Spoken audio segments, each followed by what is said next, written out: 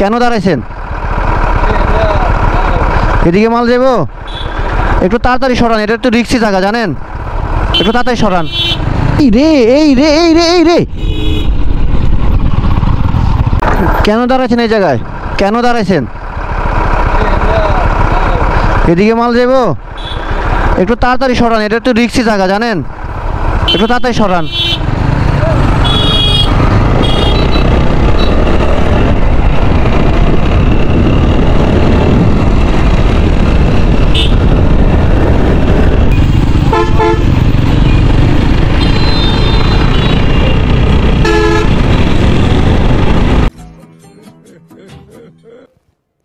समझ रहे हो आप? समझ रहे हो? এইভাবে মনে গাড়ি চালায় 4B। এই রে এই রে এই রে এই রে, কি রে ভাই, এখন তো দিতেন ভাজাই একজনকে একজন। অটো অটো অটো ব্রেক করে ফেলছে। ও না, আপনি তো দেখলাম ব্রেক না ধরলে তো লাগাই দিত।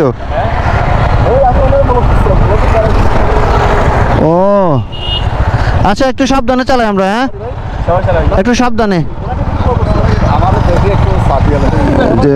না না সমস্যা নাই, একটু সাবধানে। হ্যাঁ হ্যাঁ হ্যাঁ, না না না, ট্রাকের এখানে এই মাত্র এখানে এই জায়গায়। ও ট্রাকের ওখানে, এটা তো রিক্সি একটা পয়েন্ট, মামুদ দরবার ওভার ট্রেকিংয়ে তো এটা দাঁড়ালে সমস্যা। হ্যাঁ হ্যাঁ আচ্ছা ঠিক আছে। এটা হচ্ছে আল্লাহ বাঁচাইছে, এরে অফ হয়ে গেল কেন দেখছেন, কত বড় একটা দুর্ঘটনা থেকে রক্ষা পেল।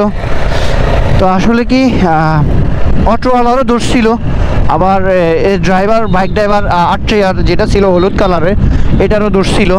উনি বাইকটি অন্য একজনের সাথে কথা বলবে বা দেখা করবো ওই কারণে ব্রেক করে ফেলছে, কিন্তু 4Bটা যেভাবে ব্রেক করছে মানে ওনাকে বলতে হবে ধন্যবাদ।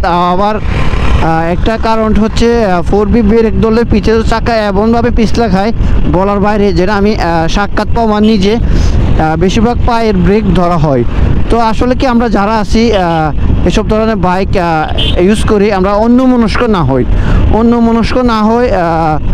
যদিও কারোর সাথে আপনার দেখা করতে হয় বা দেখেন আত্মীয় স্বজন পরিচিত কেউ, ডিরেক্টলি আপনি অ্যান্টিকাটা দিয়ে তারপরে দাঁড়ান, হুট করে আপনি দাঁড়ায় যাবেন এটা হবে না, বুঝছেন?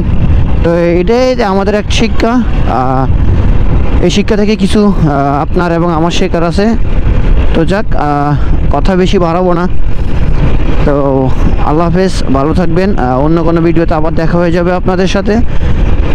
যদি আমার চ্যানেলে নতুন হয়ে থাকেন সাবস্ক্রাইব করে পাশে থাকবেন, এরকম সতর্কমূলক আরও সুন্দর পরামর্শমূলক ভিডিও দেখবেন আমার চ্যানেলে। তো আসসালামু আলাইকুম, ভালো থাকবেন।